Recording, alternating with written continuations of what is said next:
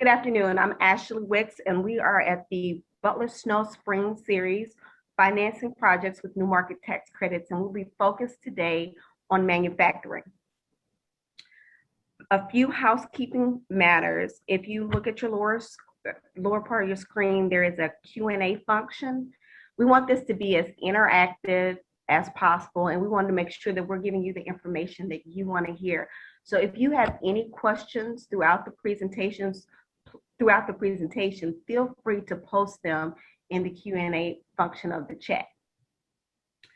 Also, our email addresses will be posted in the chat. So if you feel free to write those down, or you'll also get our emails in a post email following the presentation. But if you have any questions that you want to ask us one-on-one, please feel free to email us individually and at post. We'll also send excerpts of the presentation in the email following the conclusion of this webinar. This webinar is being recorded, so if you would like to see the recording at a later date, please let us know. Please email us. We also have 5 other upcoming webinars, and the next webinar will be May 5th, and it will be focused on healthcare. And then there will be a final webinar on June 30th that will be a little bit more detailed about the new market tax credit structure and upcoming legislation. So please feel free to sign up for more than one webinar. We look forward to seeing you there. So let's get started with our roadmap on where we will go today. So our agenda is we'll talk briefly about the firm for those of you who are not familiar with Butler Snow. We'll have an introduction of new market tax credits. We'll talk about how a project may qualify, what the deal team and structure looks like, our next steps, and recent and upcoming federal legislation. If time permits, we'll have a Q&A for any questions that remain. So a little bit about Butler Snow. We're considered a full service law firm. We have over 350 lawyers, focused on over 40 practice areas in 10 key industries. And this is our footprint. We have 24 offices, US offices, and 2 international offices. Now, with respect to our new market tax credit practice, we close transactions throughout the United States. And to give you a picture of that, here's where some of the places that we've closed deals.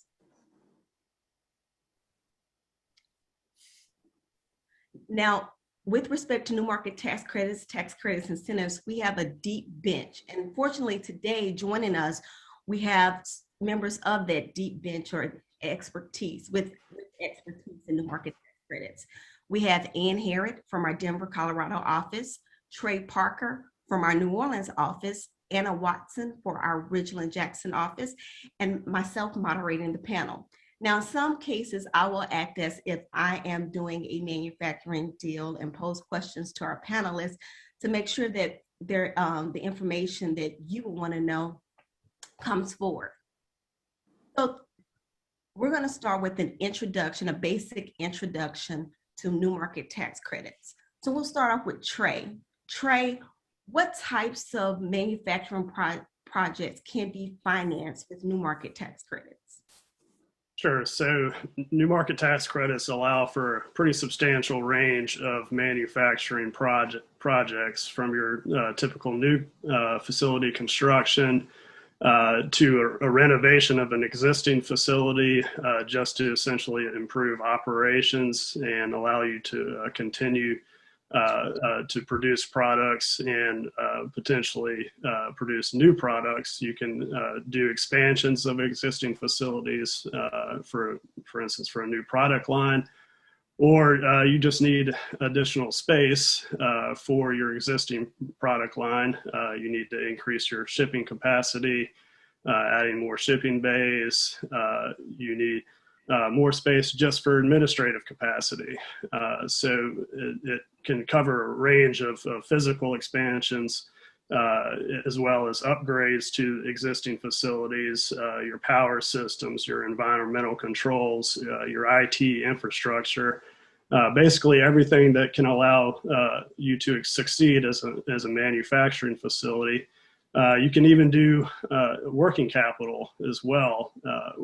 There's limits on how much working capital you can do, but you can combine all of the facility upgrades and add additional working capital to essentially get those new upgrades off the ground and moving. And typically those projects need to have at least $5 million in total costs just to make it essentially worth it from a transactional standpoint. And the true key here is that your site for your facility needs to be located in a low-income census tract. So, that is an absolute requirement. Yep. So Trey, New Market Tax Credits can finance a multitude of things, but the key is that it's located in a low-income census tract. That's absolutely correct, and that goes into the whole purpose of the program, which was designed to stimulate capital investment in low-income communities that have traditionally lacked adequate access to capital for a variety of reasons, basically most often just because those sites are out of mind for most folks. And so the government has created a program to encourage development in those areas.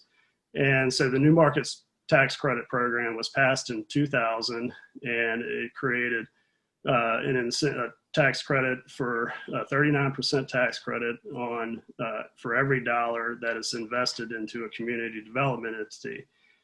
And those credits are taken over a 7-year period with 5% in the initial 3 years apiece, and then 6% in the following 4 years. And that the program is currently authorized through 2025 and has awards approximately $3.55 billion in tax credits per year. And those awards go to these entities that we call community development entities, or CDEs for short. And those CDEs apply to the government, the CDFI fund, the Community Development Financial Institutions Fund, which is a wing of the Department of the Treasury, which is responsible for administering the New Markets Tax Credit Program. And that's a very competitive process annually. You can see that 76 awards totaling $3.55 billion were awarded in 2019 round, and that was released in July of 2020. And so there's many more CDEs that are applying than an allocation available in any given year. And so the CDEs, it's a competitive application process where the CDEs basically have to ensure to the government that they will, in fact, deploy this tax credits into a low-income community and be successful. And so they have to have a history of capital deployment throughout the country or in their specific service area.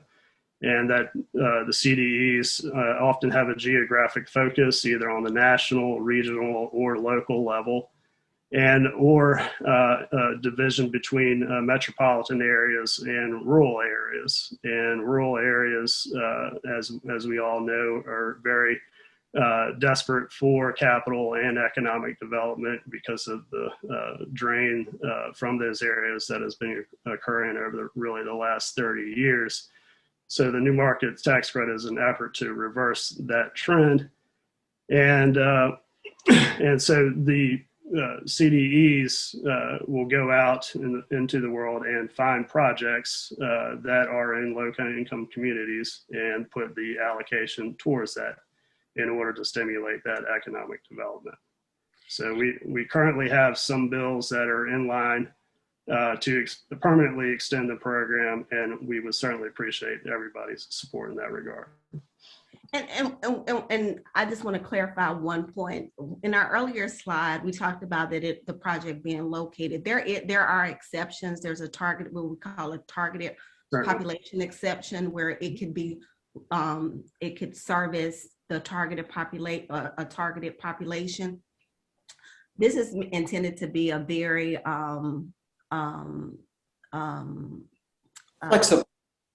no, this is, I'm just saying this presentation High is level. meant to be a very introductory level and introductory level presentation.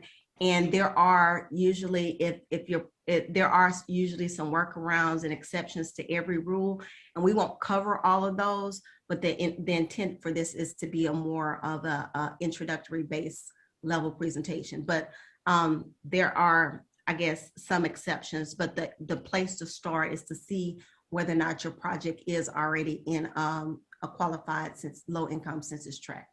So thank you for that. And Ann, it's good to hear from you, because my next question to you is to you. Why can't we just go out and get a regular bank loan? Certainly you may need to go out and get a regular bank loan, but bank loans typically come with higher lower loan to value allowances. They may look for some higher debt service coverage ratios than maybe the project can tolerate, or you've got a gap in the financing. So by using New Market's tax credits, you can use the equity that's coming from the credits to fill that gap in your funding. You can get to a much lower cost of financing compared to a bank loan, or with lower debt service coverage ratios. Very often in New Market's deals, they're maybe just 1-to-1 or 1.1-to-1. So if you can pay your debt, you can probably make this work. And then at the end of the 7 years, we've talked about the credits taken over 7 years. It's a 7-year compliance period. There are mechanisms by which that benefit of the New Markets is actually infused permanently into the project, so that you ultimately will get the benefit of that cash as if it had been equity from the beginning. And if you want to hear all about how to really infuse it into the project, come back on at the end of June, and we'll explain all those details. Well, and let's go back for a second. Trey, have you used New Markets on a particular manufacturing deal? Trey, I think you're still muted. Sorry, still doing the Zoom. So as you can see, we on the picture here, we did a facility in Klamath Falls, Oregon, and it goes by Reach Incorporated. And Reach is a very, very great program that they've got, and essentially employs intellectually and developmentally disabled adults to work in this manufacturing facility in the recycling and construction of wood pallets.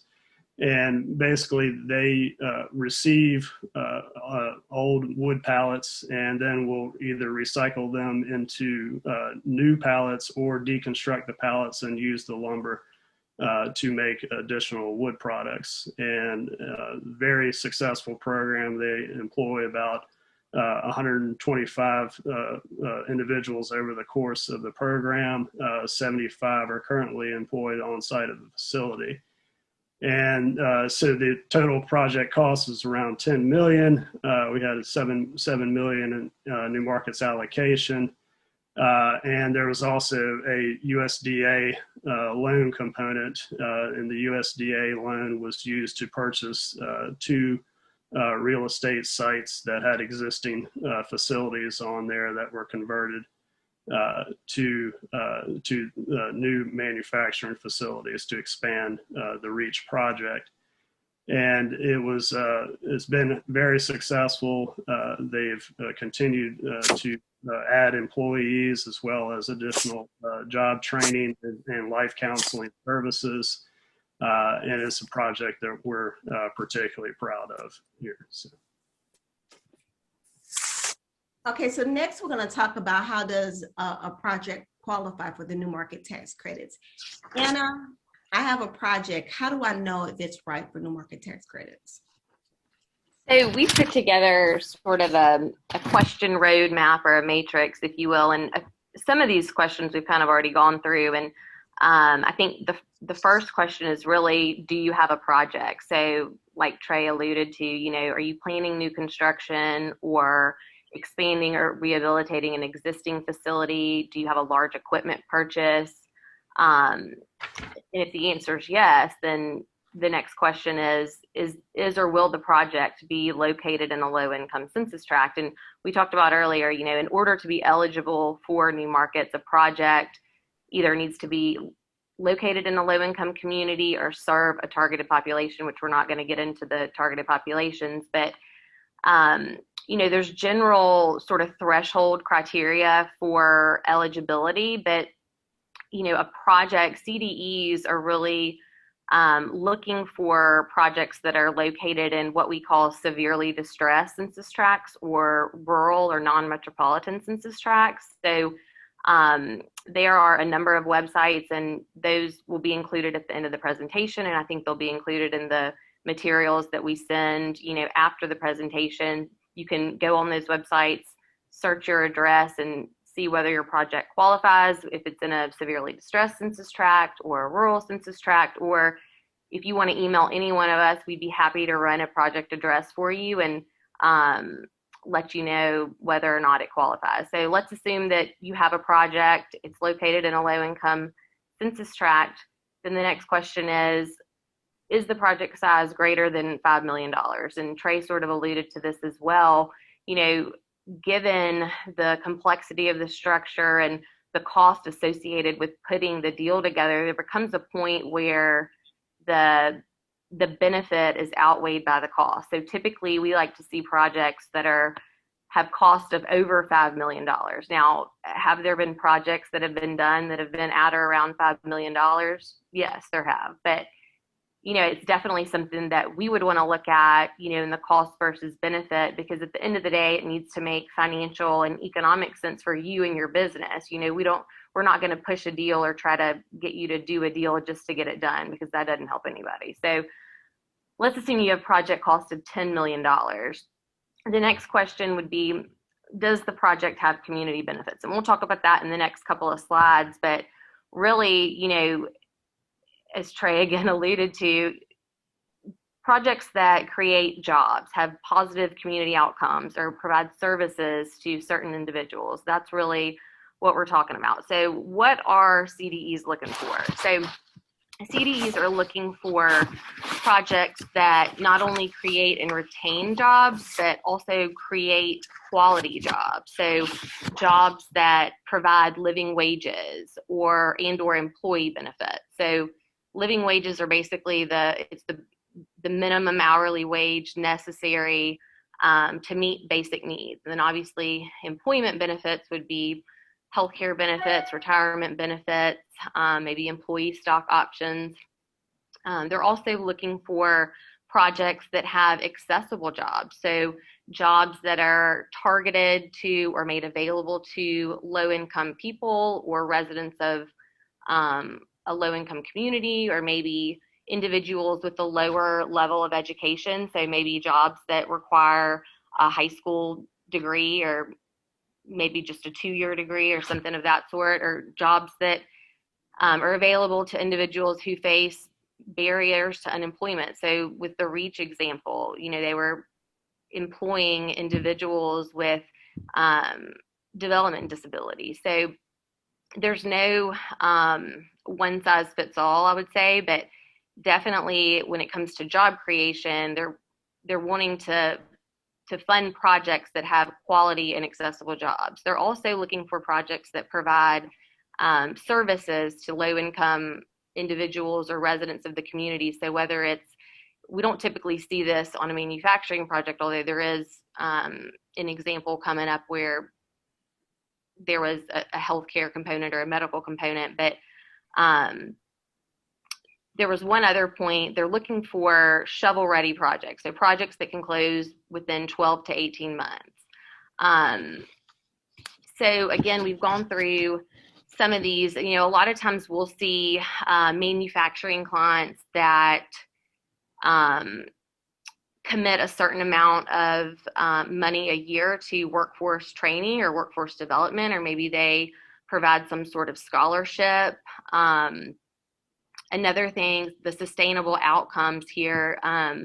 We've done projects where the manufacturing, what they were doing was they were taking a waste product and turning it into a value-added chemical and thereby reducing landfill waste. So there's a lot of different components. I think it's important to note that this is a highly competitive program, not only from a CDE standpoint in receiving an allocation award, but from a project standpoint. So really, this is where a project can differentiate itself from another project through the community benefits and the community impacts that the project provides.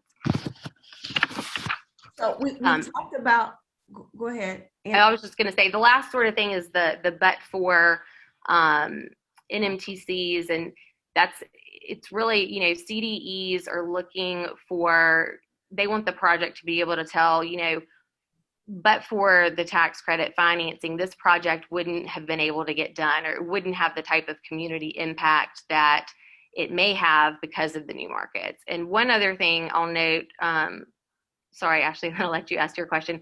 I know we talked about CDEs looking for projects in severely distressed and rural census tracts, but every year the CDFI fund releases a list of what are referred to as underserved states. So they're states that have generally not received, or they've received fewer NMTC dollars. And so for the next allocation round, which is expected to come out this summer, the states are Florida, Georgia, New Mexico, Kansas, Nevada, Tennessee, Texas, Virginia, West Virginia, and Wyoming.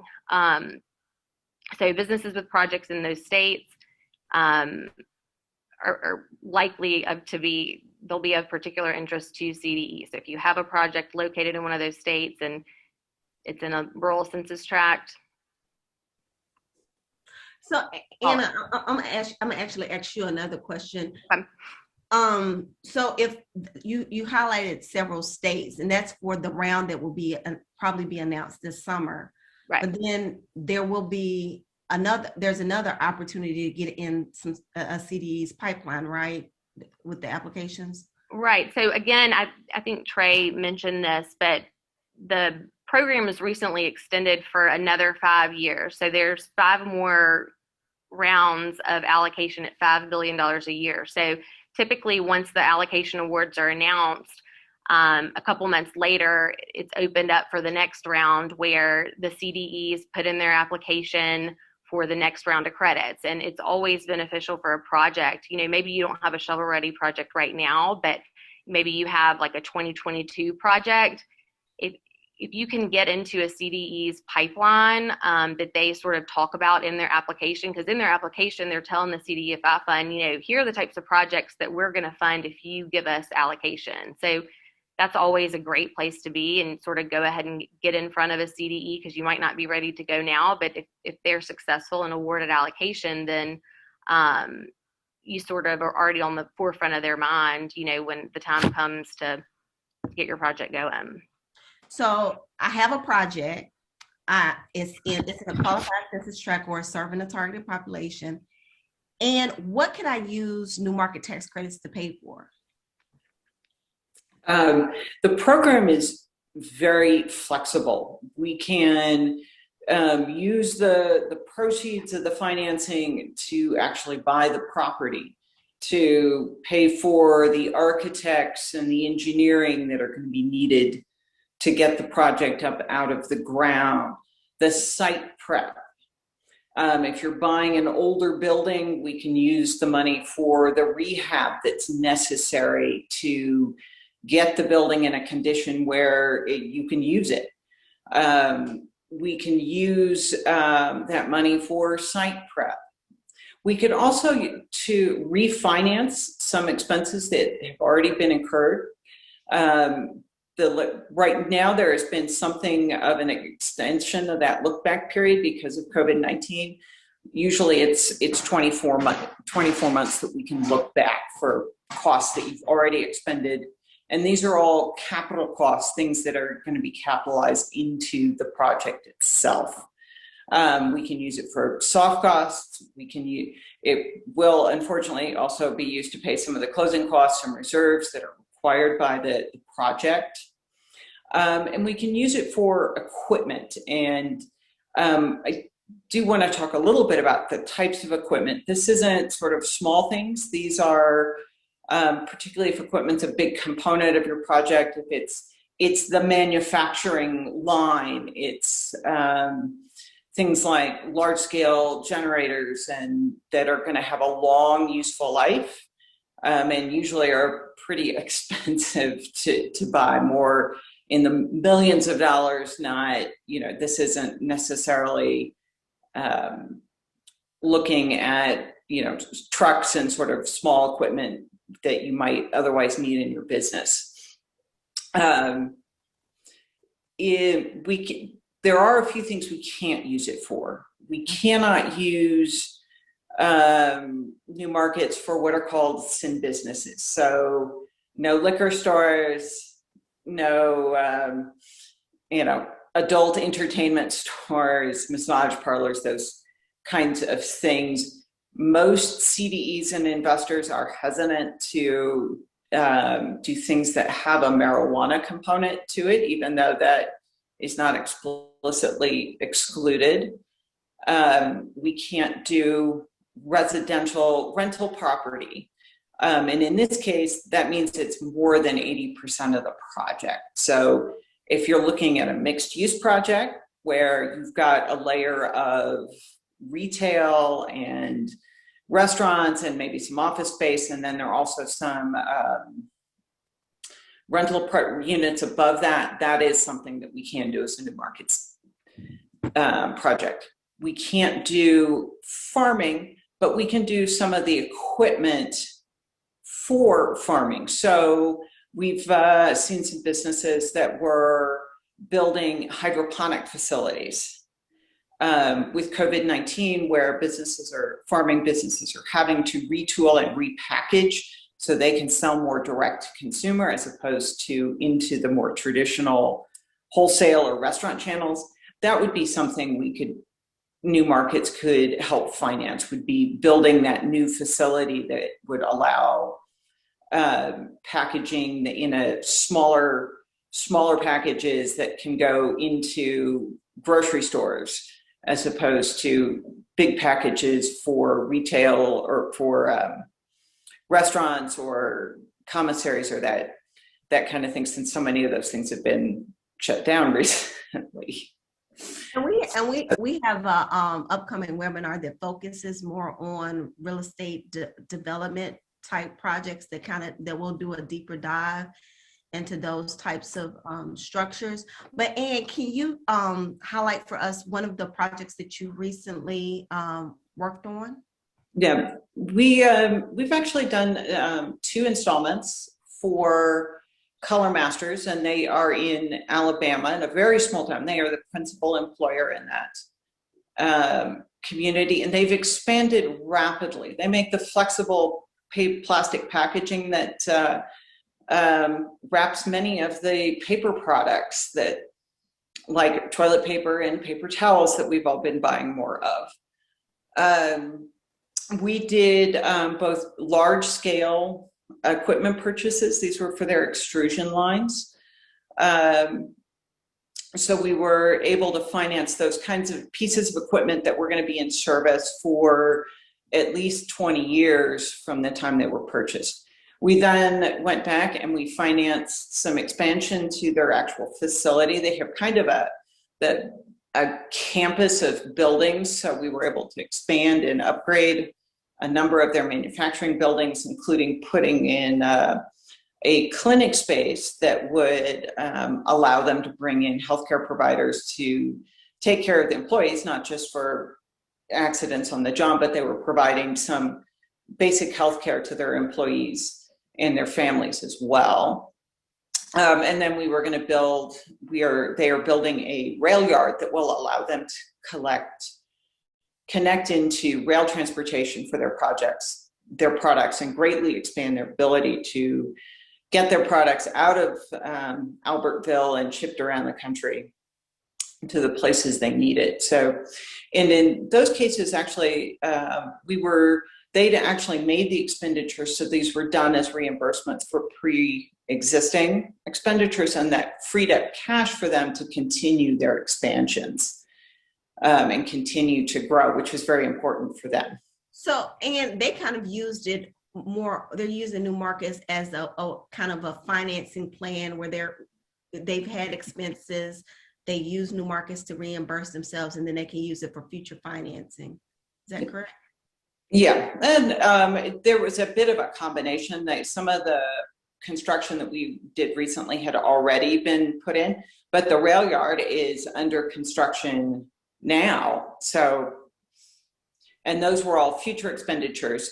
You do, when you need to look at how long your construction period is, part of the requirements of new markets is that all of the money is spent within 12 months of when you closed. And we can push that out to 18 months if you have a particularly complicated project or a longer construction period. So sometimes using that combination of some expenses that have already been incurred, plus here's what we're going to do going forward, can make for a very efficient way to use the new market proceeds and get them out the door and into the ground with your business. So before we start talking about the deal team and the structure, I want to do another plug for our Q&A. Again, we want to make sure that we are answering questions that you have. If you have a question, please feel free to pose it in the Q&A. And also, our email addresses will be posted in the chat. You can email us individually with those questions, and individually with questions if you don't want to share it with the larger group. But please use the Q&A function. We want to make sure that you're getting the information that you logged on to here. So we're going to talk about our deal team and structure. Trey, who should be on my deal team? So like most things, it takes a village to do a new markets project. And so it's certainly a team effort. We all collaborate together because our goal is to close a project, deliver financing to the low income community, and get the project off the ground. And so the principal member of the deal team is obviously the project borrower, the facility owner, that we refer to as the Qualified Active Low Income Community Business, or QALC-B for short. They obviously drive the entire transaction because it is your deal, and so everything essentially revolves around the particulars of that individual transaction. And so the other folks on the team, the accountants, basically they provide essentially a roadmap for all of the financing. They will go and put together your sources and uses, make sure all of those match up. They will work with you to construct your pro forma for your operations going forward, and basically just incorporates all of the various source terms to make it into one coherent and comprehensive picture that will give us basically the roadmap for the transaction and how all the various pieces interact with each other. The next member of the team is the new market tax credit consultant, and we invariably recommend that each project employ a consultant for their new markets transaction, because the value there is enormous, and it's by far the most cost-efficient way to put a deal together and to source all of the allocation. And so your consultant will work with the project to essentially put together the basic finances into a package that can be delivered to the accountants so that they can incorporate that into the model and basically give us a fundamental starting point there. And then once that the deal is essentially crystallized financially, they will use their various relationships with CDEs throughout the country to reach out to CDEs to try to market the project to secure allocation for the project. And that is a very relationship intensive role that they play there, where it's much better for you to have a consultant than it is to essentially cold call CDEs by dialing for dollars there. So we always recommend that a project employ a consultant, and it just takes a lot of headaches off of the project. And allows you to focus on actually building your facility. And as well as they will also go out and find a new market tax credit investor, and will try to get the most competitive pricing per credit through that process. And legal counsel, of course, your panel truly in front of you, and as well as legal counsel for all the various team members, the investor, the CDE, and your leverage source provider, their counsel as well. Everybody has to get on the same page and make sure that we're all comfortable as to how we've structured and documented the transactions, such that we don't run afoul of any IRS complications, which is what we all certainly want to avoid. And so that's what you hire us for, is that we go through and structure everything, document everything, so that we can be sure that that this won't be an issue on down the road. And the other members of the team. Yeah.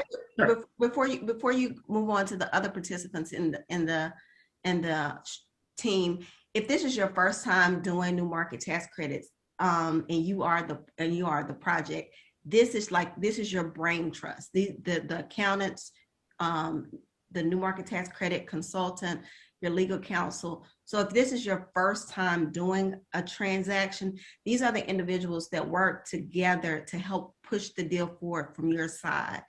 And sometimes you'll have weekly working group calls.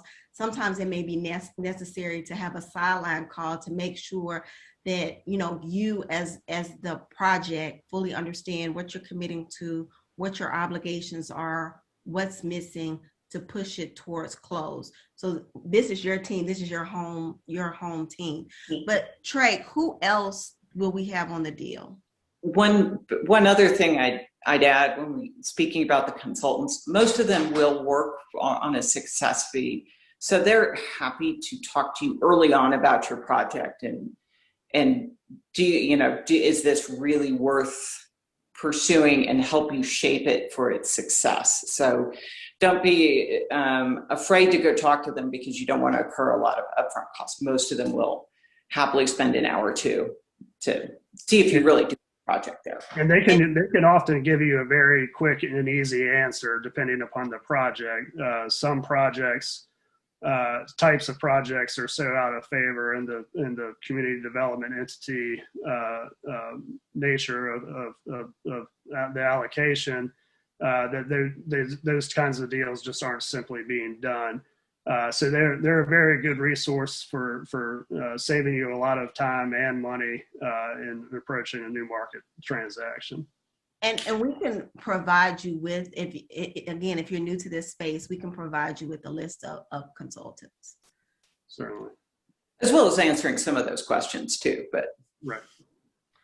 So Trey, who else is on the deal? Okay, and so we discussed a number of these already. So the CDE, who essentially is your project lender, and they are the gatekeepers of the allocation. The new markets investor is principally works hand in hand with the CDE, because the CDE is essentially lending the new markets investors money to the project. And so both of those entities need to be sure that everything works exactly how they intended to, as well as complies with various laws and regulations on the new markets program. The new markets investor essentially drives the closing process, as Ashley alluded to on the weekly calls that you will do going forward once you have your kickoff of the transaction. the New Markets investor and the CDE will each have their combined due diligence checklist for basically checking all the various boxes to make sure that we have everything we need to successfully close the transaction. And those checklists can often be very intimidating. They typically well exceed 150 items, can sometimes go up to 500 or 600 items. It can be fairly overwhelming. And so the New Markets investor basically manages that process and can essentially get us to the point where they can say, green light, we have a New Markets deal fund, and that's a great day for everybody always. And the other member of the team is your project lender, and that can take a couple forms and potentially could be involved multiple lenders. There can be what we call a leverage provider, which Ann will talk to you about what exactly leverage means a little bit later on. But basically it's levering up your debt with the New Market tax credits investment to get you that qualified equity investment into the CDE, which will generate the credits there. And so there can be a leverage debt provider. There can be a direct debt provider that makes a loan directly to the Qualic B or the project. And there's also potentially other sources of leverage as well, your grant providers, bonds, and so forth. And so they play a very significant role, obviously, at the New Markets table, and need to coordinate with them and their counsel to make sure that they're comfortable with the New Market structure, which is a very non-traditional lending structure. And thanks, Trey. And don't let that checklist fool you. If you have your lawyers, hopefully us, and your consultants that will help you work through and make sure that you're able to provide whatever you're required to provide on that checklist. But that leads us, now that Trey has identified the participants, that leads us into walking through a more again, this is a more of an introductory level structure. If you want a more detailed structure, join us again on June 30th. But Ann, can you kind of walk us through how all of these pieces fit together? Yeah. So there to the left, you see that 80 to 85% of the total project cost is coming from what we call sponsor funds. So that may be cash you have on hand.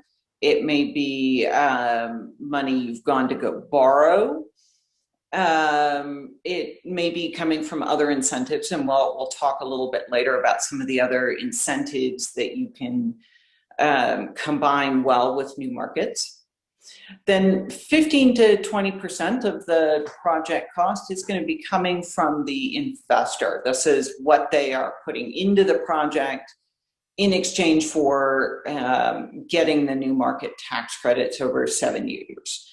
And all those those funds are pooled together into a special purpose entity and then invested into the CDE. Which we talked about earlier. That's the community development entity. It is the entity that has the allocation authority from the federal government to select projects and invest money loan money into projects that qualify for the New Market tax credit. Typically, those funds are a loan, and they're made as two loans. One of which is going to mirror the principal amount, will mirror the amount of the sponsor funds, one of which will mirror the amount of the equity, probably less some fees and costs that might have been paid up at the top of those structure. Those two pieces come together and are loaned into the project. And those are almost always going to be, in fact, have to be at least a 7-year interest only period, although the loans are typically much longer, 25 to 30 years, sometimes a little longer, but that's That's typical. They're usually at a very low interest rate.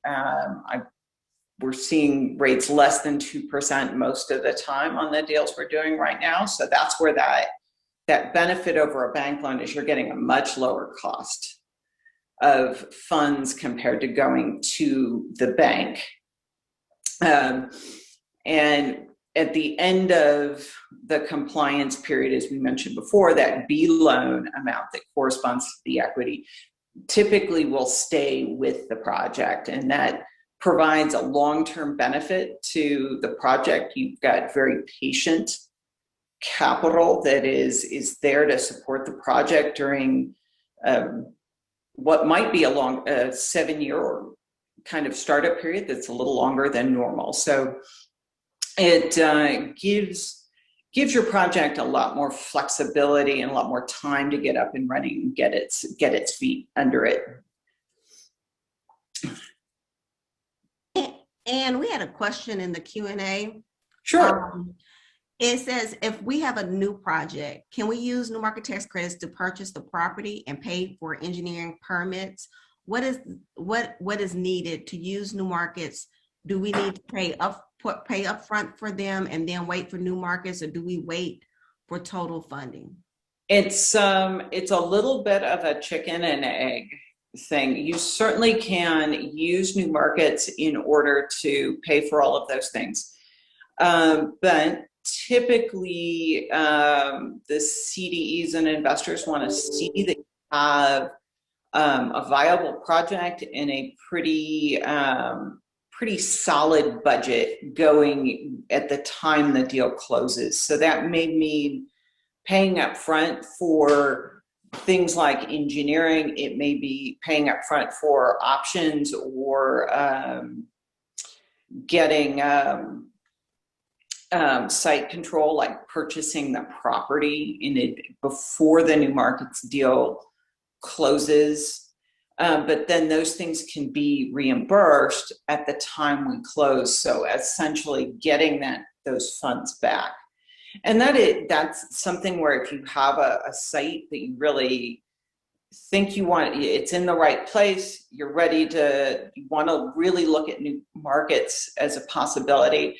That's something where, talk to any of us here and we can help sort of structure that acquisition so that it will slide into the new markets closing and be positioned well to get the new markets subsidies when you've got things like a pretty solid budget down. I think most of the deals that I've closed, they want to be able to do a construction audit to make sure that the plan and cost review to make sure the project's going to come in at budget, that you've got all of your financing sources together, that we haven't talked a lot about what you have to do to qualify, but one of the things is we need to know that the business is going to be an active trader business. So they want to make sure all the pieces are there to get the business up and running within 3 years of when we close. So does that answer the question? I think it does. And I think it also goes to what Anna mentioned earlier. Most CDEs want you to be able to say that we can close this deal within 12 to 18 months. And going ahead and expending some of those pre-development costs can help your deal get within that 12 to 18 month period. A lot of times our deals get hung up on permitting. A lot of times permitting can delay a transaction closing. So if possible, if you have the funds available, you may want to go ahead and incur some of those pre-development costs so you can meet that short closing time frame window. And that leads us to... I'd also say, I mentioned that you have to spend the money within 12 to 18 months. So you need to be especially if you've got a more complicated construction project, you need to be ready to go with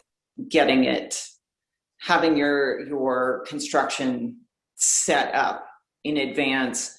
And I'd probably say going ahead and getting the environmental done so you know if you need to account for remediation in your budget. So And I think I said close within 12 to 18 months. What I meant is you need to spend the money within 12 to 18 months. They want you to close as quickly as possible. They normally, the closing, they want it within they want it as quickly as possible, but 3 months to 6 months. But they want you to be able to spend that money as quickly as possible, and permitting can slow that down. So you usually have to incur some pre-development costs. So we have a project, we met the qualifications, we've closed the project. Anna, what's our obligations post-closing? So at closing, the proceeds of the loans from the CDEs are deposited into a disbursement account. And so, in order to request a disbursement of those funds to spend them on project expenditures within the 12 to 18 month window, you'd have your typical, draw request process. I mean, similar to a construction loan. I mean, if you've got, any sort of construction, the pay app comes in from the contractor and you get invoices, you would make a monthly draw request to the CDEs and the investor or the bank holding the funds, and that would be approved. There are also, during the 7-year compliance period, there are typical financial reporting requirements as well as community benefit reporting requirements. The financial reporting, I mean, it's your typical annual audited financials, tax returns, again, things that you would see on any sort of, conventional financing. The community benefits reports, we haven't really talked much about. At the closing, the project enters into a community benefits agreement with the CDEs, and that sort of outlines the projected community impacts of the project. So what we've sort of talked about previously, and annually and sometimes on a semi-annual basis, depending on the CDE, the project has to report on those community impacts and say sort of what's been created through the project and submit that to the CDEs. At closing, the quality or the borrower project sponsor will indemnify the New Markets investor for any recapture of credits caused by certain events. I think it's important to note that there's never been a recapture in the history of the program.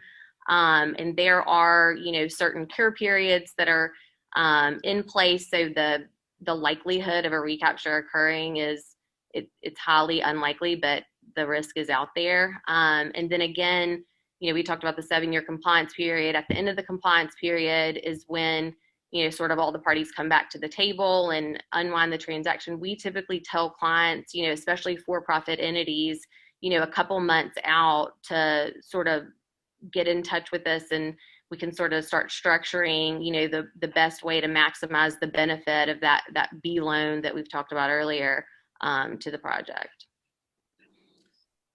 And earlier you mentioned some other incentives. Can you kind of briefly outline what those other incentives are? Sure. There are state new markets tax credit programs that sort of parallel the structure that we've been talking about. We can use those in parallel with the federal new markets.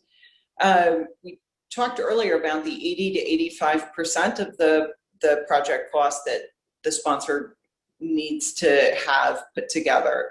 And that can come from things like the USDA's Business and Industry Loan Program.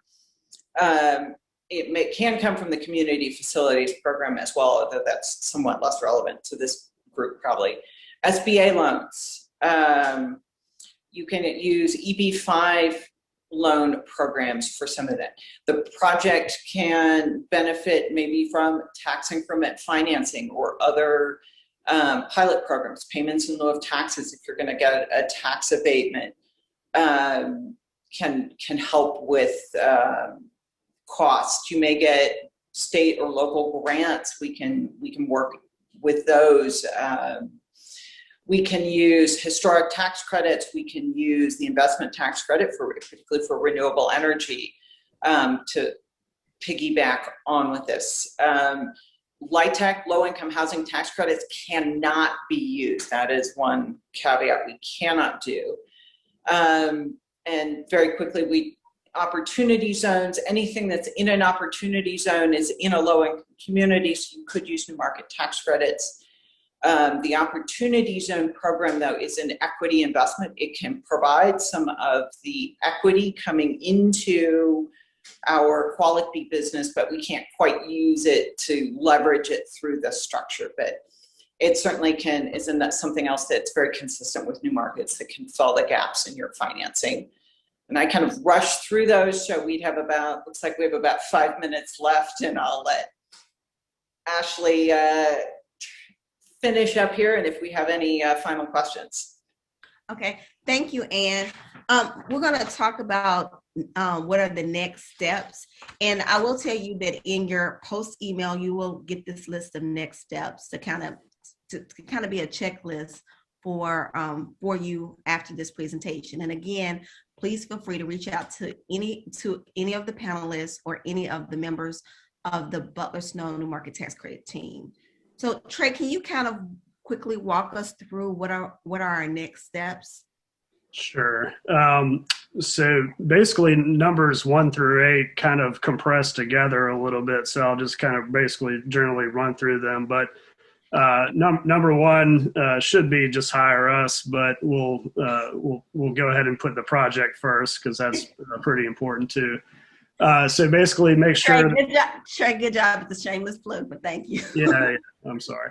So basically make sure your project is located in a low-income census tract, or we can potentially explore the other options that we mentioned earlier.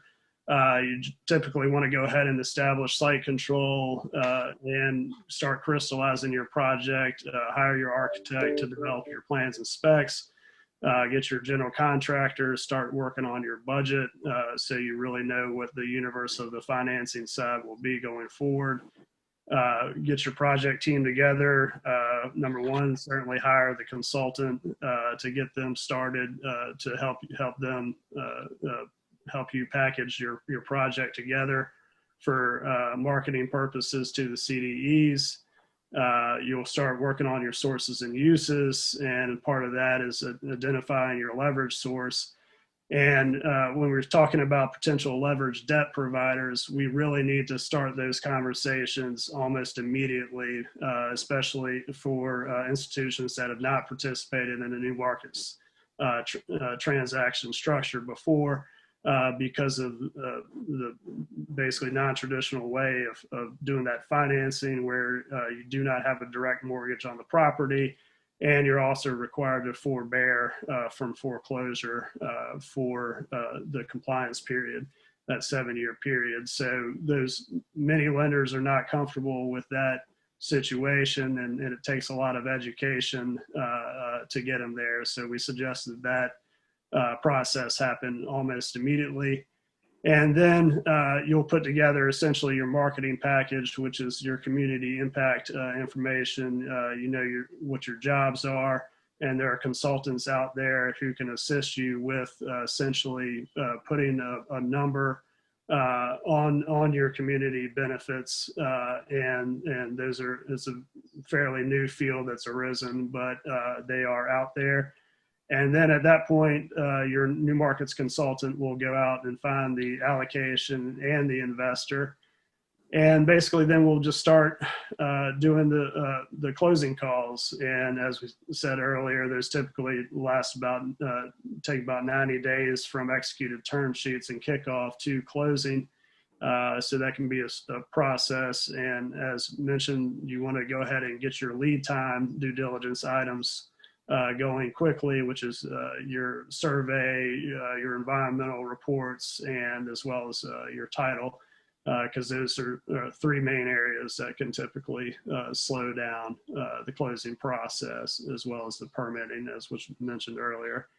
And then you start the calls and run through that big checklist, and at the end of the day, everybody shakes hands and you have a new markets funding. So. Yes. So we're also going to highlight some of the recent federal legislation. Our firm is tracking this legislation, and we'll be providing updates as things become more clear bills get passed. But we wanted to highlight a couple of things that under the President Biden's administration. So most of you are probably already familiar with the American Rescue Plan that was passed in March of this year, which focused primarily on COVID relief. There's a Part 2 American Jobs Plan and the Made in America Tax Plan that will be upcoming. Last month, President Biden, he released some information of things that he expects to be in the American Jobs Plan and the Made in America Tax Plan. The American Jobs Plan is going to focus on creating good jobs, rebuilding our infrastructure, and positioning the U.S. to compete with China.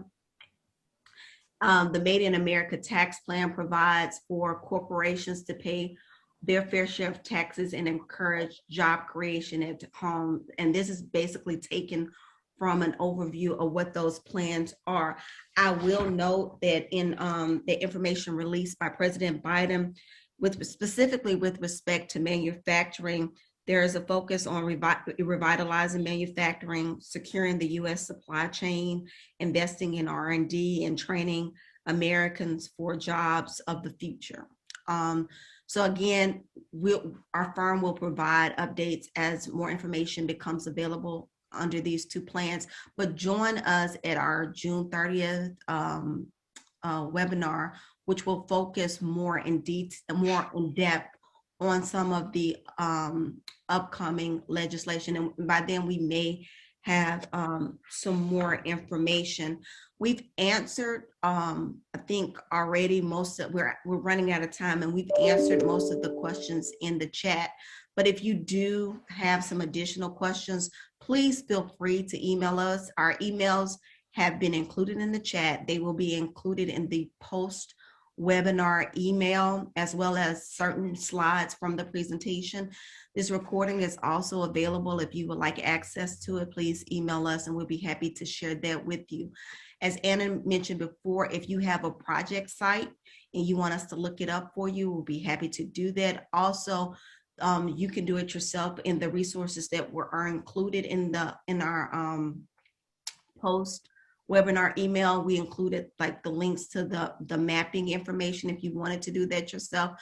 But again, we would be happy to do that for you.